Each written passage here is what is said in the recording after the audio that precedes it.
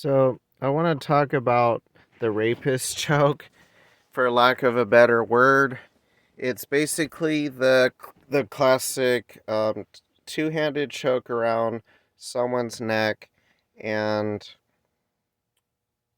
you would think it would be used a lot in martial arts because it is used, I would say, frequently as a choke in real life, but that's usually versus weaker, smaller opponents, if you can call them that.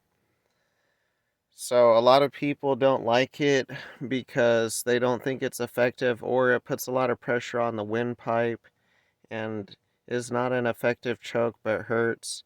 I just know it's banned in Brazilian Jiu-Jitsu. You can look up the rules, and I never was allowed to use it. So, and the only reason why I remembered it is because someone incorrectly called the guillotine choke the rapist choke recently. And some people, though, they purposefully do it so that you try to put them in an armbar. You go for the armbar, and then they use it as like bait for you to try to do that. And then they counter whatever counters you going for the armbar, you know? So I kind of feel, though, from my Brazilian Jiu Jitsu experience, I haven't really ever done this choke because I didn't want to get in trouble.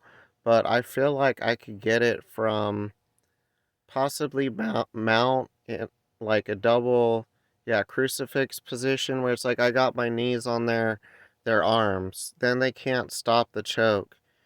You would also have to have enough downward pressure. So it would work better on somebody in real life that can't hit you very hard back, like a woman usually, or someone smaller than, way smaller than you, like a child.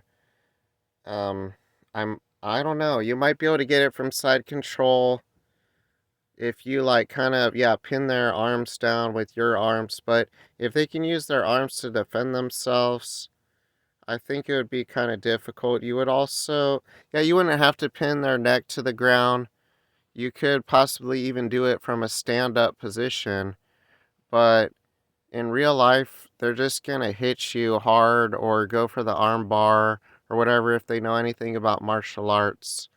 So, yeah, it probably isn't very likely gonna be effective, but in certain situations, I could definitely seen it be effective where some other chokes would be more difficult to pull off in certain circumstances. Like if someone's keeping their neck on the ground really well, it's hard for you to scoop that up and put him in an Ezekiel choke or something. So I could see it, but it's not allowed.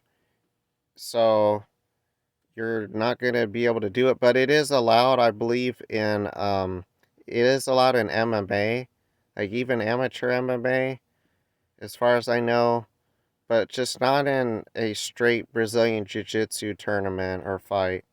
So it's something I might use if I was ever in an amateur MMA fight. But yeah, it's a pretty low percentage move, I would think, anyways.